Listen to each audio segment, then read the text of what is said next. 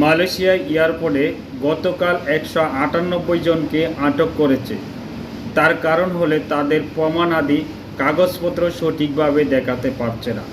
তারা যদি ট্যুরিস্টেও আইসা থাকে তাহলে তাদের হোটেল বুকিং পেপার লাগবে, তারপরে তারা কোন হোটেলে উঠবে এরকম কাগজপত্র ডিটেলস আপনার দেখাতে হয়, এবং আপনার সাথে কত টাকা আছে, কি অ্যামাউন্ট আছে, সব কিছু ডিটেলস দেখিয়ে তারপরে আপনি মালয়েশিয়া ট্যুরিস্টে ঢুকতে পারবেন।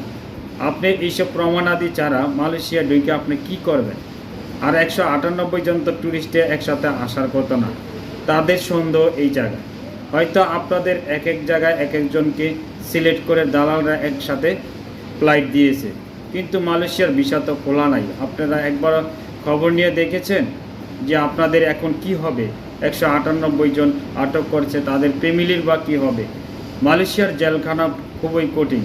যদি আপনাদের জেলে পাঠায় তাহলে আপনাদেরই বা কী অবস্থা হবে? হয়তো জেলে পাঠাবে না, দেশে ফেরত পাঠাবে, কিন্তু আপনাদের ফ্যামিলির কি হবে, আপনার কি হবে?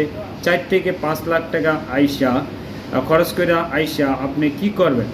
মালয়েশিয়া বর্তমানে যে বৈধ লোকেরই ভিসা থাকার পরও কাজ মিলাইতে পারছে না। আমার এই বন্ধুবান্ধব কাছের মানুষদের খবর নিয়ে দেখেছি, আসলে কাজ মিল পাচ্ছে না।